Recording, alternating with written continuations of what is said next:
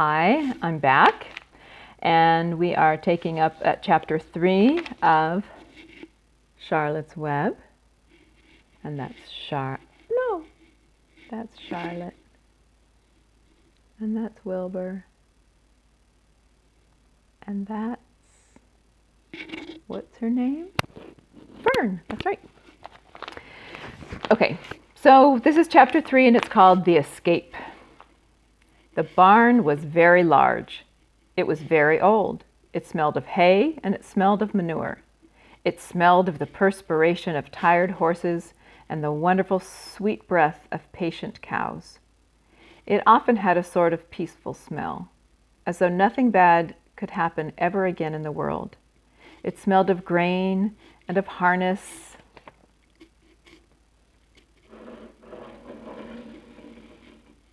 I want that in the shot. Of harness dressing and of axle grease and of rubber boots and of a new rope. And whenever the cat was given a fish head to eat, the barn would smell of fish. But mostly it smelled of hay, for there was always hay in the great loft up overhead. And there was always hay being pitched down to the cows and the horses and the sheep. The barn was pleasantly warm in winter when the animals spent most of their time indoors, and it was pleasantly cool in summer when the big barn doors stood wide open to the breeze. The barn had stalls on the main floor for the work horses, tie-ups on the main floor for the cows, a sheepfold down below for the sheep, a pig pen down below for Wilbur, and it was full of all sorts of things that you find in barns. I like barns. Ladders, grindstones, pitchforks, monkey wrenches, scythes, lawnmowers, snow shovels, axe handles, milk pails, water buckets, empty grain sacks, and rusty rat traps. It was the kind of barn that swallows like to build their nests in. It was the kind of barn that children like to play in. And the whole thing was owned by Fern's uncle, Mr. Homer L. Zuckerman. Wilbur's new home was in the lower part of the barn, directly underneath the cows. Mr. Zuckerman knew that a manure pile is a good place to keep a young pig. Pigs need warmth, and it was warm and comfortable down there in the barn cellar on the south side. Here's a little picture.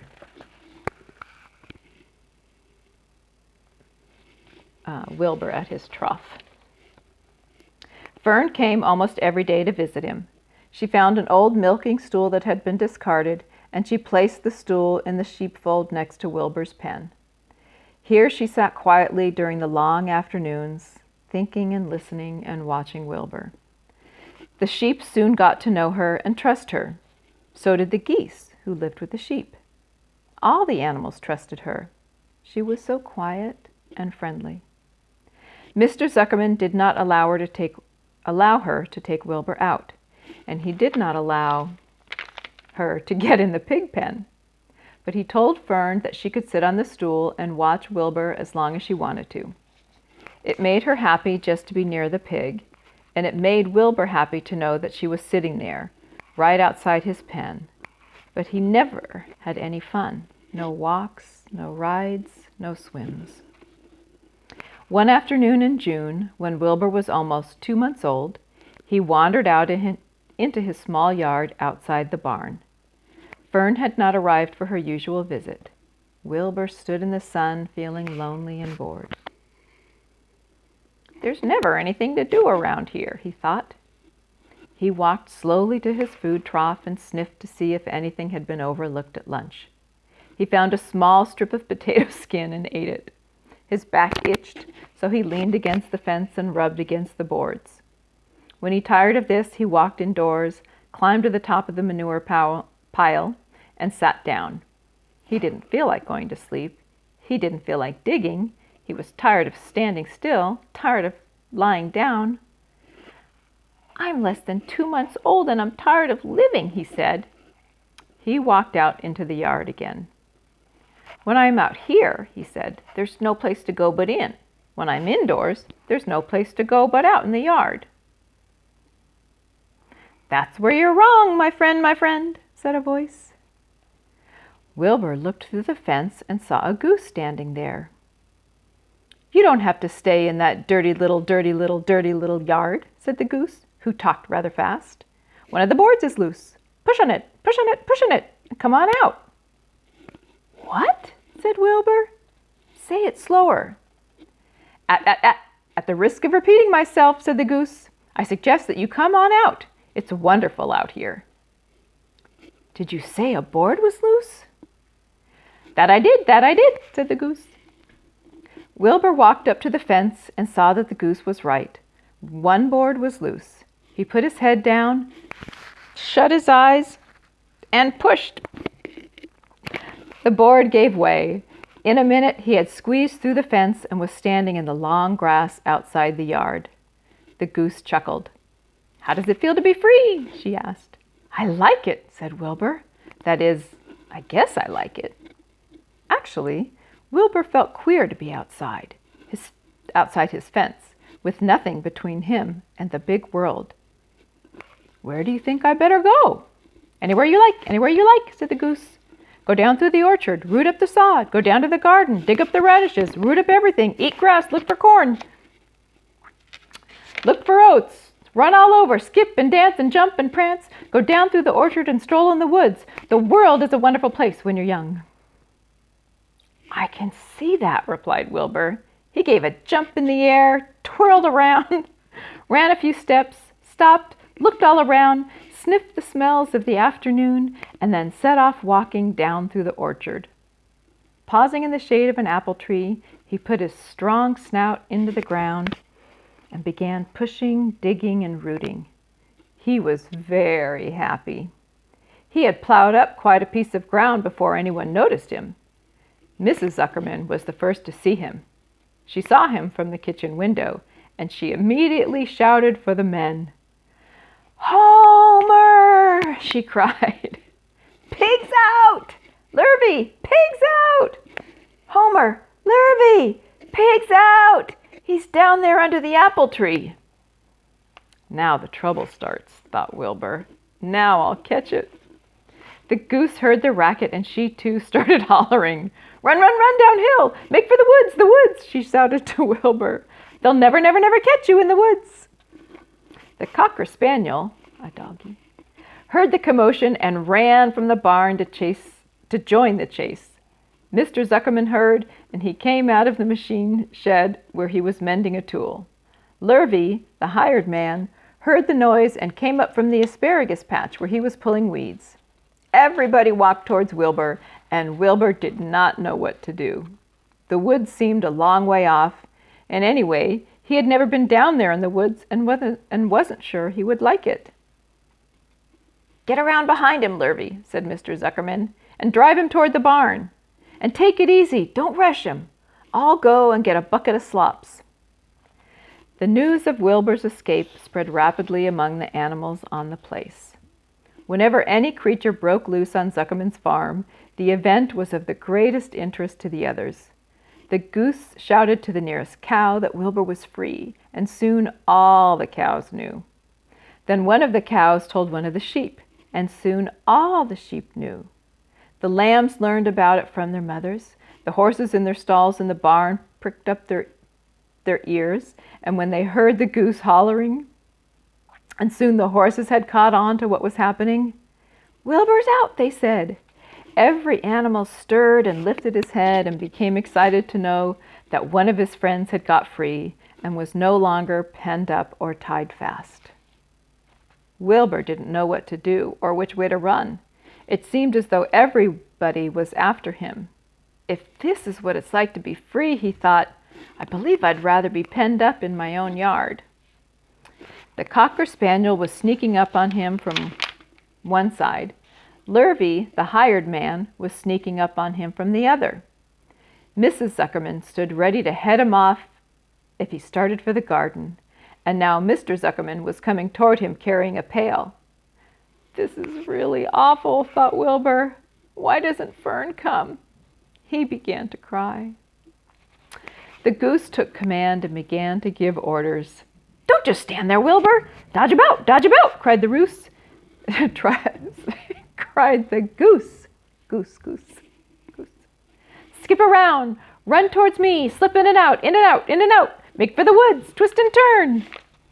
The Cocker Spaniel sprang for Wilbur's hind leg. Wilbur jumped and ran. Lurvy reached out and grabbed. Mrs. Zuckerman screamed at Lurvy. The goose cheered for Wilbur. Wilbur dodged between Lurvy's legs. Lurvy missed Wilbur and grabbed the spaniel instead. Nicely done, cried the goose. Try it again. Run downhill, suggested the cows. Run toward me, yelled the gander. Run uphill, cried the sheep. Twist and turn, honked the goose. Jump and dance, said the rooster. Oh my goodness, everybody's kidding. Here's some really cute pictures. There's Mr. and Mrs. Zuckerman. Was it Mr. Zuckerman that was carrying the slop? Yes, it was. And here's them trying to catch Wilbur.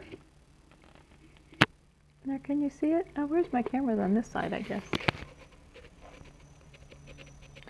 And Lurvy got the Cocker Spaniel instead. So funny. So much excitement. I wonder what's going to happen. Look out for Lurvy, called the cows. Look out for Zuckerman, yelled the gander. Watch out for the dog, cried the sheep.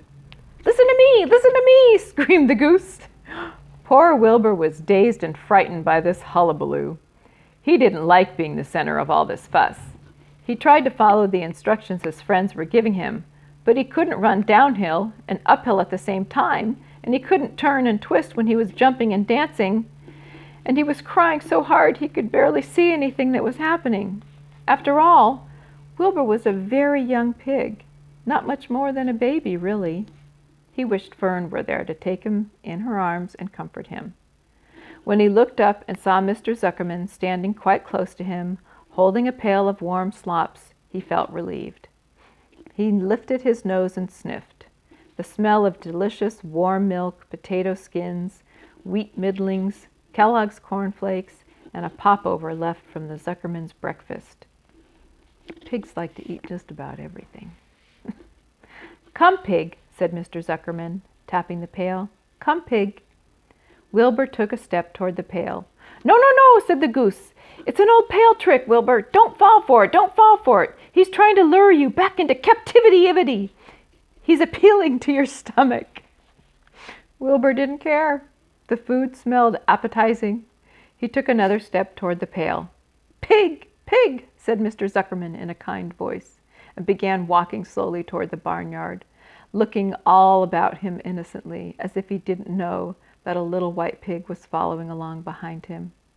You'll be sorry, called the goose. Wilbur didn't care. He kept walking toward the pail of slops. You'll miss your freedom, honked the goose, and an hour of freedom is worth a barrel of slops. Wilbur didn't care. When Mr. Zuckerman reached the pig pen, he climbed over the fence and poured the slops into the trough. Then he pulled the loose board away from the fence so that there was a wide hole for Wilbur to walk through. Reconsider! Cried the goose. Wilbur paid no attention. He stepped through the fence into his yard. He walked to the trough and took a long drink of slops, sucking in the milk hungrily and chewing the popover. It was good to be home again. While Wilbur ate, Lurvy fetched a hammer and some 8-penny nails and nailed the board in place. Then he and Mr. Zuckerman leaned lazily on the fence, and Mr. Zuckerman scratched Wilbur's back with a stick. He's quite a pig, said Lurvy.